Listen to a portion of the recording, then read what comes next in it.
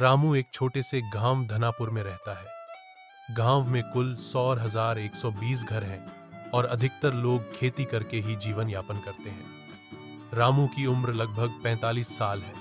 उसका रंग सांवला, शरीर दुबला पतला, पर चेहरे पर सच्चाई और मेहनत की चमक साफ दिखती है। उसके परिवार में पत्नी गौरी, 2 बेटे और 1 बेटी है। उसके पास केवल 1 बीघा जमीन है जो बंजर से अच्छी हालत में नहीं है। इसके अलावा उसके पास न कोई पशु है, न ही कोई मशीन, सिर्फ एक हल और एक बैल है जो अब बूढ़ा हो चला है। संघर्ष की शुरुआत। रामू के जीवन की शुरुआत भी संघर्षों से भरी थी। उसके पिता भी किसान थे, लेकिन एक बीमारी के चलते जब वह 10 साल का था तभी वह गुजर गए। परिवार की जिम्मेदारी उसके सिर पर आ गई, पढ़ाई छूट गई और वह खेतों में काम करने लगा।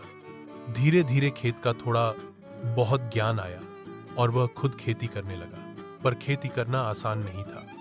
कम जमीन, मौसम की मार, महंगे बीज, कीटनाशक और खाद, ये सब उसकी कमर तोड़ देते थे। बैंक से कर्ज मिलना मुश्किल था और साहूकारों से लिए गए पैसे पर भारी ब्याज चुकाना पड़ता था। फिर भी रामू हार नहीं मानता था। 1 साल की कहानी। साल 2022 की बात है। रामू ने तय किया कि इस बार वह अपने खेत में धान की खेती करेगा।